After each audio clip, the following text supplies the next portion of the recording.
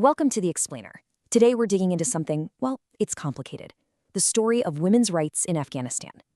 It's like a pendulum, swinging from incredible progress to just devastating loss. To really get what's happening now, we have to look back. And trust me, some of what we find is probably going to surprise you. Just listen to these words. I'm the woman who has awoken, I've arisen and become a tempest. I found my path and will never return. So powerful, right? That's from an Afghan activist named Mina. And her words, they capture this incredible spirit of defiance, of resilience. And that's really the heart of this whole story. It's a story of awakening, and we're going to unpack it right now. Okay, so before we jump into all the politics and the laws and everything, it's just so important to start this story where it really belongs. And that's with the voices, the courage, and the spirit of Afghan women themselves.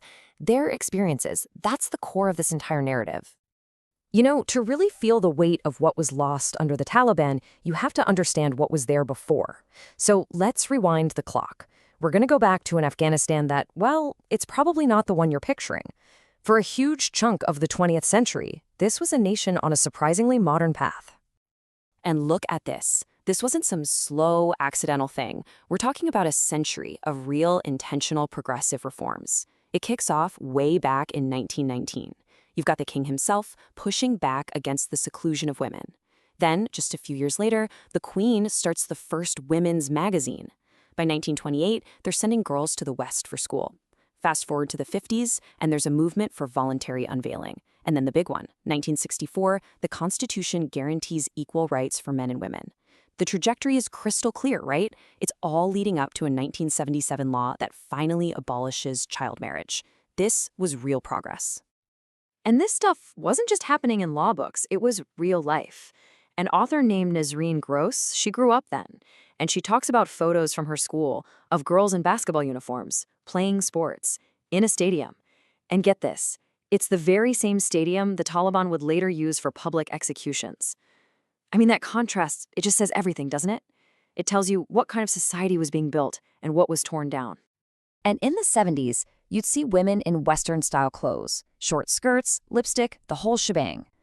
And, as that same author, Nazreen Gross, points out, that's a bigger deal than it sounds. It's not just about fashion.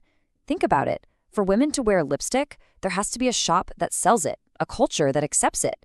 It's a small detail that points to a whole ecosystem of modernity.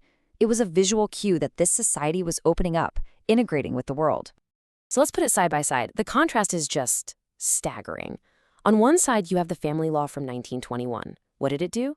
It promoted monogamy, let girls choose their own partners, made education mandatory for everyone. Now look at the other side, the Taliban decrees. Women forbidden to work, girls banned from school, required to be totally covered. It's not just a step back, it's a complete 180-degree reversal.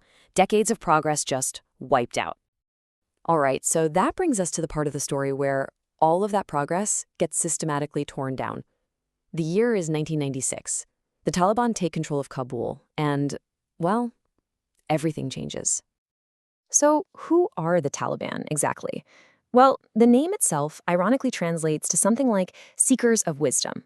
The movement really came out of religious schools in Pakistan and the rural, predominantly Pashtun parts of Afghanistan. And their whole goal? To set up a state based on their very specific, incredibly restrictive version of Islamic Shari'a law. And their rule was defined by a series of just cruel decrees aimed squarely at women. Let's run through some of them. A complete ban on women working outside the home. Check. A ban on women leaving the house unless they had a male relative with them. Check. They even made women paint their windows black so no one could see in. And it gets even more insidious. They closed the women's bathhouses, which are essential for religious purification, so they were cutting women off from their social and their spiritual lives. And the result of all this? Absolutely catastrophic. Look at this number, 15%. Under the Taliban, the literacy rate for women and girls over 15 crashed down to just 15%. Think about what that means. You're systematically denying an entire generation of women an education. You're basically stealing their future. And of course, a number like that only tells part of this story. Behind this statistic is just profound human suffering. This quote from an Afghan refugee, Bilqis Ahmadi, it really hits you. She said, "I felt that I had no hope at all. I hated to be a woman. I asked myself if the world cared. It wasn't just about losing rights on a piece of paper. It was about losing hope itself and feeling like the entire world had forgotten you. But here's the thing. This is not just a story about oppression. It's not a story of victimhood, because even in the absolute darkest moments, there was incredible courage. There was organized resistance. And that's where this story takes a turn. We're going to talk about the fight from within. And one of the biggest forces in that fight was, and still is, an organization called RWA. That stands for the Revolutionary Association of the Women of Afghanistan. Now, they were founded way back in 1977, so they were around long before the Taliban. They've been on the ground fighting against fundamentalism for decades. And their mission was, to put it lightly, ambitious and extremely dangerous. See, they weren't just about resisting. They were trying to build something new. They had these big long-term goals, fighting the fundamentalists, sure, but also establishing a secular, democratic government. But, and this is so important, at the same time, they were doing this incredibly risky on-the-ground work. They were running secret schools for girls, setting up underground healthcare, meeting the immediate needs of people while fighting for a better future. And the personal risk, I mean, you can't even imagine. This quote here from a young RAWA member named Hayat just floors me. She'd been beaten, she'd been arrested, and what was she thinking about? Not her own safety. She said if she lost hope, what would other girls have to look to? It's just an unbelievable level of courage and selflessness. Okay, for this last part, we have to do something important. We need to zoom out, because to really get why this all happened and why the struggle continues, you have to understand one thing. This was never, ever just an internal Afghan problem. For centuries, Afghanistan has been a stage for other countries' power games.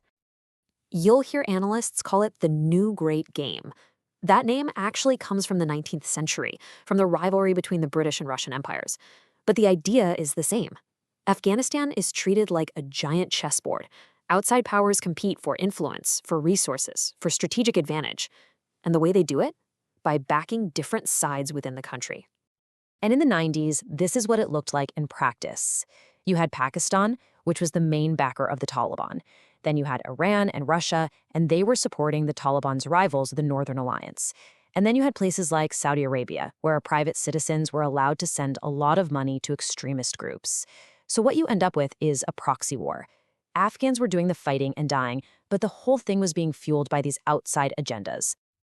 Now, if you want to understand Pakistan's role, you have to look at its biggest rival, India.